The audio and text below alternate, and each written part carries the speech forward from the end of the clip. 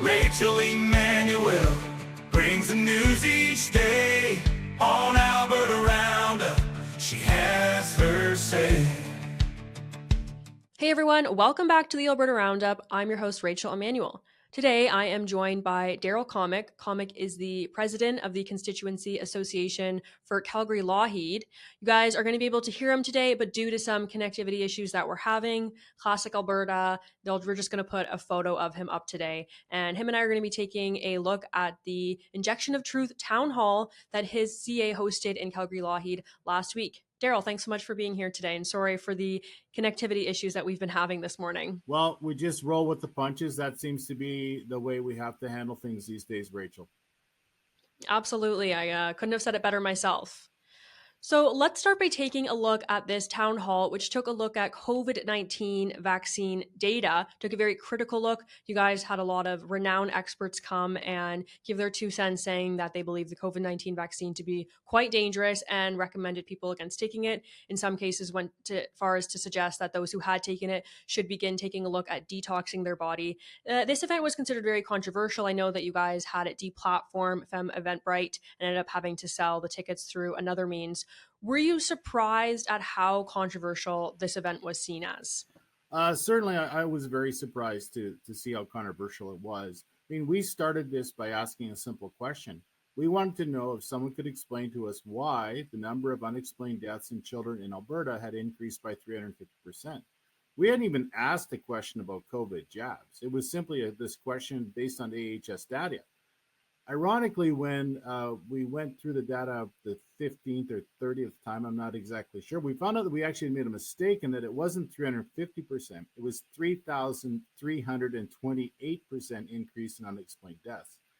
Now, to most people, you'd think that's a big number. And to organizations that basically live on polling data, you would have thought that someone at the government or at the AHS health agencies would have said, there's something seriously wrong here. We should investigate. It had a quick blip in the media, but then nothing happened. And so this whole idea of an injection of truth was simply to try to find some real scientific data to explain that one question. So when we take a look at the event itself, I know that the MLA for the region, Eric Bouchard, he was in attendance, as well as some other MLAs like Shane Getson. Because of how controversial this event was considered, were MLAs wary of attending? Was it difficult to actually get them to commit to coming out? Well, certainly Eric had a strong support from his caucus friends to attend the event. I mean, this question we have isn't just a question from Calgary-Lougheed in one little section of Calgary. This is a question for Canadians. I mean, at the end of the day, we had 18,000 people in 6 countries streaming the event just to find some scientific data or potential answers to the question. So I'm pretty sure that the amount of support that we got from caucus was because their own constituents are saying, hey, will someone please answer this question? There was some speculation at the time that Alberta Premier Danielle Smith's office wasn't pleased that the event was going ahead. Did you ever hear anything from her or her office directly? Did they ask you to cancel the event? Did they give it a green light? Anything from them at all on this event that took a look at the COVID-19 vaccines? Certainly no. The Premier's office did not. She did not. I think there was a sort of complicit consent. She did say on her radio show that she wanted to hear dissenting views or contrary views. So she wasn't opposed to actually having it talked about. She, to me, from past history, from other premiers and other presidents of the UCP, our current group was very, very encouraging about pursuing the answer because this is a member-driven question. This wasn't something that came from the government. This came from the grassroots. We talked to the provincial party about it.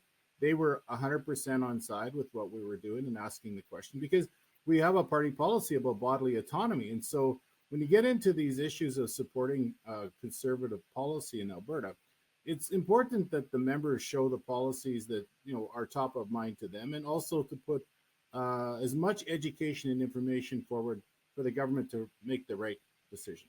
Currently, Alberta Health Services is still recommending the COVID-19 vaccine. It's on the vaccine schedule for babies as young as 6 months. Recently, I had UCP board president Rob Smith on the show. We talked about that. He said the party really wants to see that policy change so that when doctors are speaking about the COVID-19 vaccine to patients, they also have to tell them about some of the risks involved. What are your thoughts on this? Would you like to see that date of 6 months being moved back so that babies are not being given the COVID-19 vaccine? How do you think Alberta Health Services policy on COVID-19 vaccines should be changed? Well, certainly when I listened to the science and the doctors that were presenting the information, Eric Payne was very clear that said that kids don't need the COVID shot. He said that out loud. Dr. Bridle said that the COVID shot was more damaging to people than the flu. So I think when you get into the science, you see that it's not a necessary thing to have. Now, we live in a society of choice, and I'm sure that the Alberta government's going to maintain the option of people being able to choose. We would like to see, and we did provide scientific research, scientific data, the scientific paper with recommendations based on the most current data that suggested that there should be much more emphasis on the informed consent paper that people have to sign in order to take a COVID shot. And it should be clear the dangers that people have. It's scientific fact. This isn't speculation. This isn't misinformation. This is actual facts. And so the government should get on side with that. I believe that they should put the word optional next to the COVID vaccines on the chart. Everyone says that it's the parent's choice to inoculate or not inoculate their children.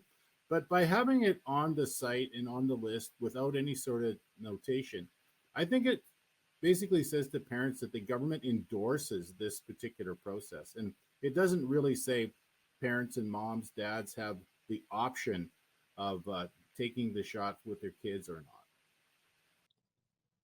As I mentioned, Rob Smith, he's been saying that the party wants Alberta Premier Danielle Smith and AHS to change the COVID-19 vaccine policy. He, of course, supported this town hall in Calgary-Lougheed. He also said there might be more such events. To your knowledge, are there going to be more CAs hosting events talking about and discussing the impacts of the COVID-19 vaccine? There was 2 follow-up events. One happened in Red Deer and one happened in Morinville right after the injection of truth.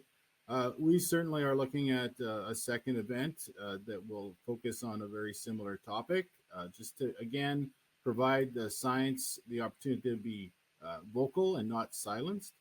I encourage other CAs to have events like this. Town halls are very effective because people get to get other information that they wouldn't get from mainstream media or legacy media or even the internet based on some of the things that happen with censorship there. Another issue that came up was one of compensation. So currently, if someone feels that they have been vaccine injured by the COVID-19 vaccine, the federal government has a program. You can essentially apply for compensation and arguing that you've been vaccine injured. Those requests are largely being denied. Almost everyone is being denied those requests for compensation. One of the doctors at the town hall said that government should be responsible for compensating people who have been injured by the COVID-19 vaccines because governments, both federally and provincially, and in some cases even locally, were responsible for pushing the vaccines, mandating them, and coercing people into being vaccinated against COVID-19 vaccine. Is this a policy that you agree with? Is this something that you would like to see here in Alberta, where the government is actually taking a look at compensating people who were harmed by the vaccine?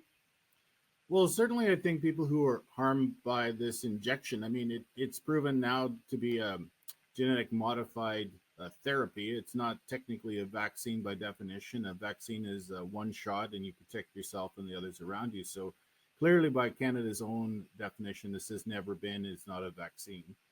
We have laws in Canada that protect Canadians from taking any genetically modified shots. It's a federal government statute. So I think that the harms that were caused by, I saw a reference that says that no one was forced to take the jab. Well, there's a lot of moms and dads who would say, no, that's not true. If I didn't take it, I wouldn't have had a job. I couldn't have paid my mortgage. I couldn't have fed my family. So this kind of coercion, which again is in the, it's against the law in Canada to have coercion. It's in the Criminal Code of Canada. So there needs to be a reckoning, and I think that reckoning should come, and it might mean compensation for people, and it might mean admission of fault. Right. So you just mentioned the policy for bodily autonomy. That was a United Conservative Party resolution that was passed at the annual general meeting. The next annual general meeting is going to be in November in Red Deer. Do you suspect that there's going to be more resolutions put forward to make changes around the COVID-19 vaccine, or do you think that the membership largely feels this issue's been dealt with? Well, I think we can see from the response to an injection of truth town hall, both those people who attended, participated, and those people who were so vocal against it. I mean, I got so much hate mail. It was absolutely embarrassing to think that Canadians would write emails like this. I do think that there is a strong grassroots movement to say what happened here. What are these injections about? Why did you force us to take them? What was the reasoning for it, and what was the science that was used to justify such a widespread uh, forced capture of people in Canada? So I see it likely that the process with the policies, it goes through a very rigorous process, screening, voting, and then ultimately it'll come down to the top 30. I think one will appear on the floor of the convention. I don't think there's any way to avoid it because this is what the members, I mean, there's 88,000 members, and they're saying, hey, if you look at the last AGM, the number of strong, principled, conservative values and policies that were voted on, it was very clear that our membership understands the value of family, freedom, and all these things that go with being conservative. And we want it to be that way. So I would suggest that, yes, there will be at least one policy to be voted on some form of mandates. Yeah, I'm inclined to agree with you. When Rob Smith was on the show, he said there's some people in the party who don't want to talk about COVID anymore. They say that's, in the past and should be left in the past. And I think there's a big argument to be made, and that a lot of the members are still very upset and would like to see more outcomes, more results, because so many of the people who implemented these policies are still, of course, in positions of power in the province, whether that's elected officials or just government officials. So I think there's still a lot of people who would like to see changes. I know there's a lot of people who are really upset that the COVID-19 vaccine is still on the vaccine schedule, which sort of brings me to my last question for you here is at this AGM, there will be a vote on whether to review Alberta Premier Danielle Smith's premiership, essentially her leadership of the party, as happens after there is a general election. Do you think that she's going to, pass this with overwhelming support, or do you think there might be some issues for her among the UCP base? I think that the members should overwhelmingly support her. I understand. For one, am someone who wants things to move much quicker than they are. I want to see more movement on conservative values. I also believe that we're in some difficult times in Alberta with such socialism being supported by the federal government. I mean, Premier Smith is doing incredible amount of work. Uh, I'm sure there's a lot of foundational principles that are happening behind the scenes. So while I disagree often, she allows me to disagree, which I thoroughly appreciate. She's respectful in our conversation about issues and with other people. And I think, it's a very complicated job trying to manage a province that, basically has been off the rails for so many years. And there's a lot of things to correct. So I think people should support her. I think people should understand the complexity of the job. And I think that, as conservatives, we need to keep rowing in the same direction. We're very independently minded and we think we know best. But at some point in time, we have to realize that the opposition is incredibly well organized. They often are told what to do, so they don't have the same luxury of choice. But as conservatives, we should choose to support Danielle Smith going forward at the AGM. Darrell, thank you so much. Thank you, Rachel. And well, it would have been nice to be seen. I'll send you a picture. Appreciate that. All right, guys, that's everything for today. I have sort of a bittersweet announcement for all of you. Today was actually my last midweek episode of the Alberta Roundup. So Darrell is probably my last interview for a little while. If you guys really enjoyed the interview episodes, please let me know and I'll do my best to to still fit them in here and there. Now, I'm not entirely canceling my Wednesday appearances. We are actually replacing it with something else, but you're going to have to tune in to the Alberta Roundup on Saturday to find the exciting announcement about what's coming next for True North and Rachel Emmanuel. That'll be on Saturday's episode. So thank you so much for tuning in. I will be back on Saturday. You guys will not want to miss that announcement. Thanks so much. Have a great week.